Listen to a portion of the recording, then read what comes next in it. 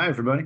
Welcome to Phil and Dave's Excellent Adventures. Just Dave here. Today I'm talking about the movie Boy Kills World. This is going to be a spoiler review, so if you are concerned about spoilers, I suggest you go and watch the movie first before you watch this review. So, Boy Kills World is an action comedy thriller film directed by Moritz Mohr from a screenplay by Tyler Burton Smith and Arend Remmers, based on a story by Remmers and Mohr. It's about a campaign of vengeance enacted by a martial arts expert who was rendered deaf mute by an attack that killed his entire family, whose thoughts are presented as as an inner voice derived from a childhood video game, which is provided by Jon Benjamin, who's known for Bob's Burgers and Archer, I suppose, mostly. Far as what I liked about the movie, overall, I thought the cast was great. I really like Bill Skarsgard as Boy. He's not, he doesn't talk at all in this, so he just has to convey the emotion, with his face. He does a very good job with that. He also obviously got in good shape and does a really good job with a lot of the physical kind of fighting and all of that kind of stuff. Jon Benjamin is the voice, always good. I like he's got a great voice. Benjamin's also in there as a cameo as like a Vanderkoy soldier, I think. Jessica Rothe as June 27 is also great. I was like looking at her, I'm like, I know her from something. What's she from? She's from Happy Death Day. Happy Death Day to you.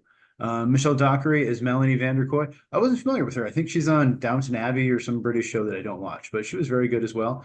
Brett Gelman's always funny. Of course, I know him from stand up and stuff, but he's also on Stranger Things. Isaiah Mustafa is great as well. He got to start as like the Old Spice guy, but I think right, yeah. But anyway, he's great. Andrew Koji is also great as Basho. I forget what I know him from, but he's like an Australian guy, I think. But he's great. Famke Janssen as Hilda Vanderkoy, also good. She doesn't really say much at the beginning. I'm like, is she going to talk it out? But she does eventually. Yeah, she's good. She's a good actress. Sharlto Copley as Glenn Vanderkoy is also great. She's a very annoying, kind of in-your-face, over-the-top kind of character. Played a very similar character, or somewhat similar character in Monkey Man. So, but yeah, he was great. Every time he comes on, it is very, very funny. And I really like Yaya Ruyan as the shaman. He's just awesome. He does a great job there. Cinematography in this was good. It was by Peter Majotsko. He worked on Hanson and the Magic Flutes. I believe a lot of the people involved in this are German or from Germany, or they seem to be working on projects that have German names at least. Music was by Ludwig Forsell. He did a bunch of video games like Death Stranding and Metal Gear Solid 5. And then there's a soundtrack too. I liked it. It was by the Al Michaels Affair. Some good songs in there. I was actually just listening to it while doing my notes for this. Lal Mahal, Arping, Pushing Rocks, I Get Mine. I liked all those songs. They're pretty cool. A different kind of sound, kind of a world music kind of sound, but also reminded me of like, I don't know, maybe like the Avalanches or something like that. But yeah, I liked them. I wasn't familiar with them before, but they're cool. I thought the humor in this was pretty good. It worked really well. There's some very, very funny scenes. The costume design I thought was also very good. I like Boy's costume. He had a cool look with like the red kind of vest thing. And June 27's got a cool look too with the helmet and like the kind of yellow and black, I think, color scheme. And Sharlto Copley's character, Glenn, I think is his name. He's always wearing like these kind of crazy suits with like these ridiculous patterns and designs on them and stuff. Like that was fun. I really liked that. And everyone else had pretty cool costumes as well. I really like at least it seems practical effects in here. I think there's some CGI as well, but some of the scenes I'm pretty sure were done with practical effects and they looked great. They really, I always enjoy practical effects. It looks awesome. I'll talk more about some specific scenes later. I really like the fight choreography in this one as well. Like I said, it looks like Skarsgård did a lot of his own fight choreography. As far as I can tell, he did a lot of stuff other than maybe the parkour. I think that was just a parkour guy. It was always shot from the back, but everything else you can see his face pretty well. Now they can granted use CGI to replace it or whatever. But yeah, and Yaya Ruhian. He's a stunt man, and as soon as I saw him, I'm like, this guy's a stunt man. I've seen him before. He was in the Raid Redemption, the Raid 2, John Wick 3. But there's a couple times where he straight up just gets hit right in the face. There's one early on where Bill Skarsgard knocks him down, and he's got like a pad or something under him, so it's not that bad. But there's at least once or twice where he just gets hit straight in the face. I think Bill Skarsgard does it both times, and I think it was intentional. They were just like, "Yep, just hit me. This is how it goes. This is what I do." That was great. That was very, very impressive. I really liked that. Like I said, the practical effects. I think they were practical at least in the Anvil Vice scene. Major spoilers here. Sharlto Copley, they're holding a big like metal object. It kind of looks like a vice or like an anvil or something. And they're trying to figure out where Hilda Vanderkoy is. And Charles Coates is about to tell them, and he's saying, "I'm going to help you guys. I don't want to, do this." And the guy, it slips and it falls on the guy's face and just smashed it. It's a very hilarious scene. Like the audience got a really great reaction out of that. in the theater. So that was very great. And I really, really liked it. It's funny. And as far as I can tell, it looked like it was all practical or mostly practical. So that was really cool. There's also a scene with like cheese shredders where he pulls out these cheese shredders and uses them against a bunch of people, which is great. There's a camera kill where he kills, what's her name? Melanie Vanderkoy. Interesting, innovative, kind of different kills. I always like this stuff. I like, violent, gory, bloody kind of stuff, especially when it's well done and when it's actual practical effects. And yeah, I really enjoyed a lot of that stuff.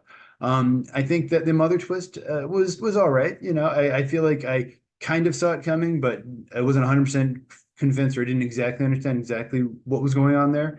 And I really liked the casting of the younger sister because as soon as she shows up, well, hey, the actress did a good job. She was funny. She kind of broke up the humor, and you need someone to be talking because boy doesn't talk at all. But also, she looks a lot like Jessica Rothe. So as soon as I'm looking at her the whole time, I'm going, okay, that's got to be his sister, right? It's obviously his sister. As soon as they show her, I'm like, oh, so that's his sister grown up. Like, yeah, it's very obvious. And she looked just like her. And I think that was intentional. I think that was just good casting. But I think also when that twist was so obvious, it maybe kind of distracts you from the mother twist, the other twist. And then also gets the shaman twist in this as well.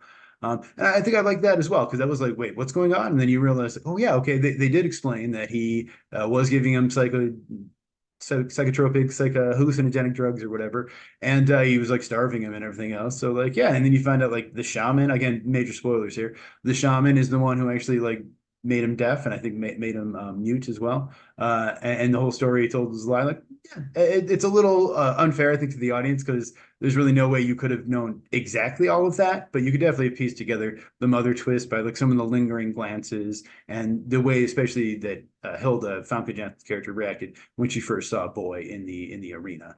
As far as what I disliked about it, yeah, there's some. I'm thinking of this now. Some obvious like Hunger Game kind of rip off things, but that's fine. Hunger Games kind of ripped off Battle Royale and The Running Man and stuff. So like, it's not mostly original, and they didn't really do much of the Running Man thing other than having the same kind of plot about getting whatever a certain amount of people together and having them compete. And again, that's really not what the movie focuses on. It mostly focuses on Boy doing his stuff. So I think some of the action scenes, especially early on, were just a little too close for me. Where like there was at least one where Boy I think was fighting with the shaman, and he like takes him down, but like he's not fully in frame. Like the frame cuts off part of his head, and I'm just like, okay, well, back the camera up. Let me see what's going on. Because again, it looked like Skarsgård was doing most of his own fighting, so like you don't need to cover it up. It's not like Liam Neeson trying to jump over a fence. You need to do like 20 different takes edited together to make it look like he's moving or whatever. No, like just let it breathe. But that being said, I think toward the end, either I got used to it or I liked it better. And it's not exactly shaky cam, but it is like sort of handheld steady cam, I assume, or something like that. I'm not an expert.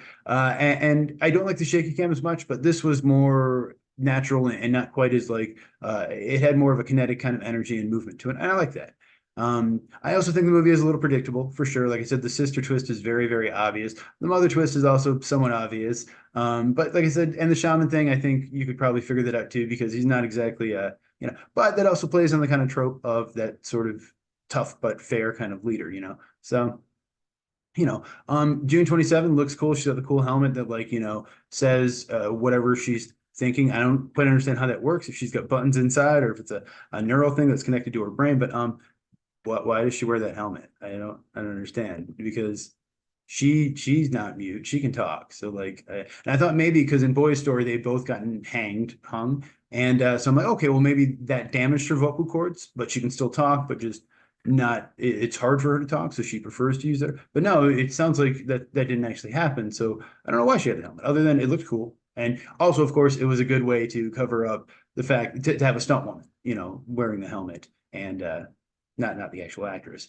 Which, by the way, some great stunts in here. Again, great work by the stunt woman who doubled for Jessica Rothe, and Yaya Ravian, and a bunch of other great stunts as well. There's some really good hits in here, and you can tell these guys are actually just getting hit, and that's always.